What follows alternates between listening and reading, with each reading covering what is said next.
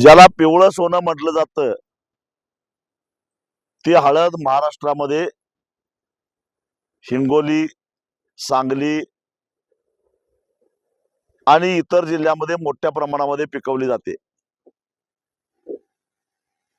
खरं तर देशामध्ये उत्पादित होणारे सगळ्यात जास्त हळद महाराष्ट्रातून निर्यात होते आणि भारत हा जगातला सगळ्यात मोठा हळद निर्यातदार देश आहे।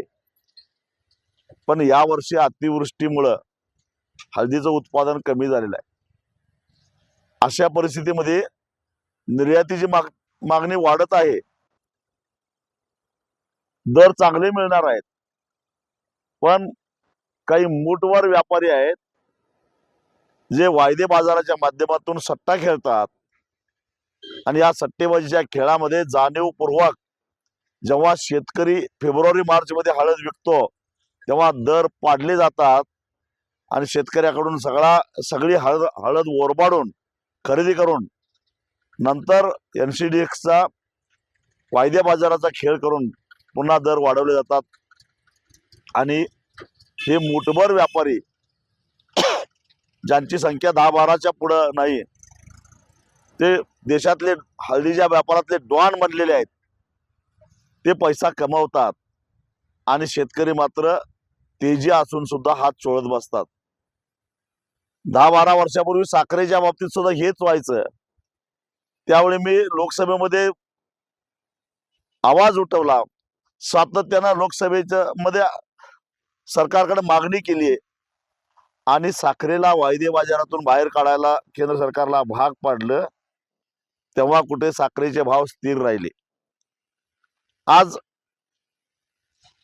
16,000 रुपये क्विंटल बाजार समितीमध्ये हळदीचा दर आहे, पण वायदे बाजारात मात्र 14,000च्या लेवलला दिसतो। याचा अर्थ कृत्रिम रीतीनं वायदे बाजारातून हळदीचे भाव पाडून क्विंटल पाठीमागे 4,000 रुपये कमवण्याचा व्यापाऱ्यांचा डाव दिसतो।